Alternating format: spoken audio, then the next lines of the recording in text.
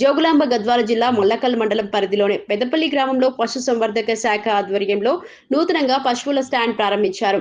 గ్రామ పశు వైద్య శిబిరం వద్ద ఏర్పాటు చేసిన ఈ పశువుల స్టాండ్ ను గ్రామ సర్పంచ్ కె శిరీష, అల్వాల రాజశేఖర్ రెడ్డి ముఖ్య అతిథిగా హాజరై ప్రారంభించారు. మండల పశు వైద్య అధికారులు డాక్టర్ ఉషా, డాక్టర్ వినయ్ కుమార్ ఆధ్వర్యంలో ఈ కార్యక్రమం నిర్వహించారు. ఈ సందర్భంగా డాక్టర్ ఉషా మాట్లాడుతూ గ్రామీణ ప్రాంతాల్లో నిర్వహిస్తున్న పశు వైద్య శిబిరాలను పశు పోషకులు సద్వినియోగం చేసుకోవాలని చెప్పారు.